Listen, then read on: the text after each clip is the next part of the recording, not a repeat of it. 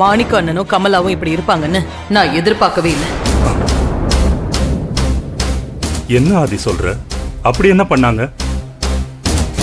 ஏன் அவங்கள பத்தி உங்களுக்கு தெரியாதா? நீ எதை பத்தி கேக்குறேன்னு எனக்கு புரியல. காயத்ரியோட உண்மையான பேரு காயத்ரி இல்ல, கலைவாணி.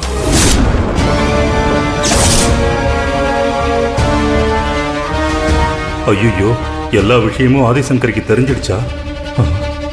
என்ன யோசிக்கிறீங்க?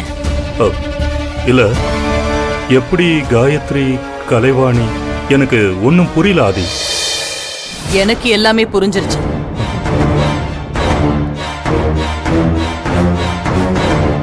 காயத்ரி யாரும் இல்லாதவல்ல, மாணிக்க அண்ணன் கமலாவோட பொண்ணு. நீ என்ன சொல்ற ஆதி? அது எப்படி உனக்கு தெரியும்? மாணிக்க அண்ணனும் கமலாவும் காயத்ரிய கலைவாணின்னு கூப்பிட்டாங்க. அவளுக்கு பர்த்டேன்னு புடவை எடுத்து கொடுத்தாங்க. அவ அவங்கள அம்மா அப்பான்னு சொல்லி கால்ல விழுந்து ஆசீர்வாதம் வாங்கினாங்க. ஐயோ, குடி கெட்டு போச்சே. அட பாவமே, கொஞ்சம் சுதாரிக்காம இப்படி மாட்டிக்கிட்டாங்களே. ஆதி வேற கோவத்துல இருக்கா. என்ன செய்யறது? அவளுக்கு எல்லா உண்மையையும் பக்குவமா எடுத்து சொல்லிடலாமா? என்னங்க அதிர்ச்சியா இருக்கா? நீ சொன்னதை கேட்டதும் நெஞ்சே வலிக்கிற மாதிரி இருக்கு. முதல்ல எனக்கும் அப்படிதாங்க இருந்துச்சு. உண்மை தெரிஞ்சதுக்கு அப்புறம் தான் நான் ஃப்ரீயான.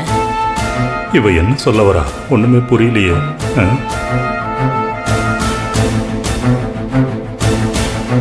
ஆமாங்க, இவ்வளவு நேரம் நான் சொன்னதை நீங்க நம்பின மாதிரி அவங்க 3 பேரும் பேசிட்டு இருந்ததை அரைகுறையா கேட்டுட்டு நானே அவங்கள தப்பா புரிஞ்சுக்கிட்டேன். பிரச்சனை தீர்ந்துருச்சு. ஆனா சத்தியமா சொல்றேங்க, மாணிக்க அண்ணனுக்கு உண்மையிலேயே ரொம்ப பெரிய மனசு. அவர் முன்னாடி நாமெல்லாம் ஒண்ணுமே இல்ல.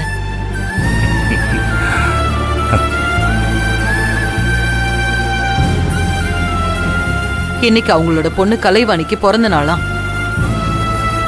மும்பைக்கு போய் பார்க்க முடியாததால காயத்ரிய கலைவாணின்னு நினைச்சு ஒரு புது புடவையை எடுத்து கொடுத்திருக்காங்க.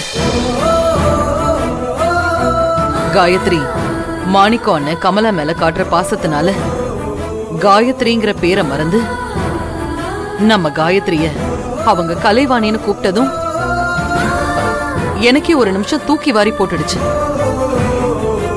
காயத்ரி தான் மாணிக்க அண்ணனோட பொண்ணுன்னு இவங்க எல்லாரும் சேர்ந்து நாடகம் ஆடுறாங்கன்னு நானும் தப்பா நினைச்சிட்டேன். அவங்க மேல நான் சந்தேகமும் பட்டுட்டேன். என்ன ஆதி, உனக்கு எப்படி அந்த சந்தேகம் வரலாம்? காயத்ரி அநாத ஆசிரமத்துல வளர்ந்த பொண்ணுன்னு உனக்கு தான் தெரியுமே. அது எனக்கு நல்லாவே தெரியும். அவங்க காயத்ரிய பார்த்து கலைவாணின்னு கூப்பிட்டதுனாலையும் புடவை வாங்கி கொடுத்ததுனாலையும் காயத்ரியும் அவங்கள அம்மா அப்பான்னு உரிமையோட கூப்பிட்டதுனாலையும் கால்ல விழுந்து ஆசீர்வாதம் வாங்கினதுனாலையும் அத தூரத்துல இருந்து பார்த்ததுனால வந்த குழப்பம்தான் இது, வேற ஒண்ணும் இல்ல. ஒரு பேரால எவ்வளவு பெரிய குழப்பம் பாத்தியா? இன்னும் அந்த குழப்பம் தீரல. என்ன சொல்ற? மாணிக்க அண்ணன் என்ன கூப்பிட்டு, என் பொண்ணு மாதிரியே காயத்ரி இருக்கா, அவ என்கிட்ட பாசமா நடந்துக்கிறா, அதனால என் பொண்ணாவே அவளை நினைச்சு கலைவாணினே அவளை கூப்பிட்டுக்கிறேன்னு அவர் என்கிட்ட சொன்னாரு. அதுக்கு காயத்ரி முடியாதுன்னு சொல்லிட்டா. ஏன்? இதனால என்ன இருக்கு? கூப்பிட்டா கூப்பிட்டு போறான். காயத்ரி என்ன குறைஞ்சிருவா போறா? நானும் காயத்ரி கிட்ட சொல்லி பார்த்தேன். ஆசிரமத்துல வச்ச பேரு காயத்ரிங்கிறது என் அடையாளம், அத மாத்த வேணாமேன்னு சொல்றா.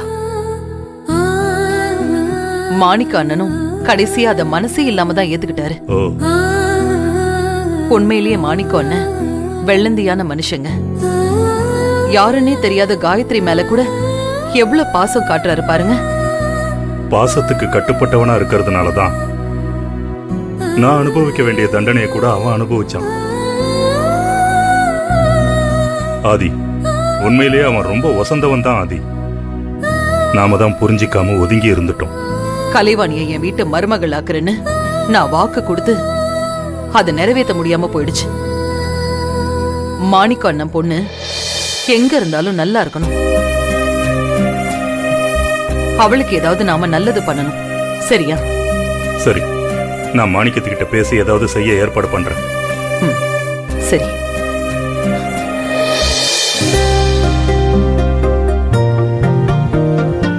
கடவுளே, நல்ல வேளை ஆதிசங்கர் கிட்ட இருந்து மாணிக்கத்தோட குடும்பத்தை காப்பாத்தி விட்டுட்ட. எங்க உண்மை தெரிஞ்சு போச்சோன்னு எனக்கு உண்மையிலேயே அட்டாக் வர மாதிரி இருந்துச்சு. அது உண்மை இல்லைன்னு தெரிஞ்சதும் தான் எனக்கு உயிரே வந்துச்சு.